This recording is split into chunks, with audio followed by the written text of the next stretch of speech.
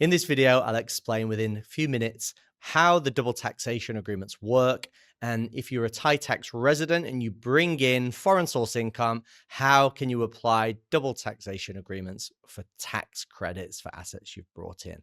Now, this is quite a detailed conversation. So we've actually got over 9 hours of video discussing double taxation agreements. So this is just a short, sharp explanation to give you a quick taster for how this actually works. So there are 61 double taxation agreements between Thailand and other countries.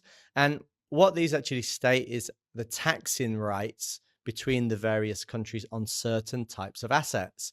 So let's assume that you are a Thai tax resident, which means you're in Thailand 180 days in a calendar year. Then you bring in foreign source income. So this can be anything like pension income, dividends, salary, can be investment capital gains. It can be property rental income, or you sell a property overseas and bring the money in while you're a Thai tax resident. Now, a lot of these assets may have to be filed on a Thai tax return. So we class that as foreign source income being remitted to Thailand.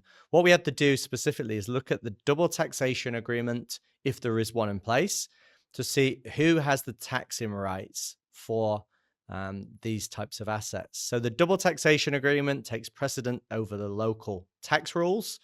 So whatever it states in the DTA overrules the local Thai domestic rules. So let's give an example where the double taxation agreement excludes an income source.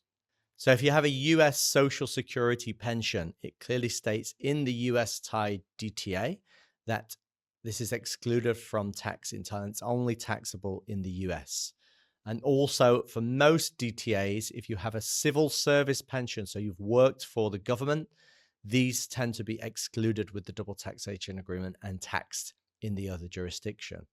Now, if you've got a Canadian pension as well, that's excluded in the double taxation agreement. It can only be taxed in Canada.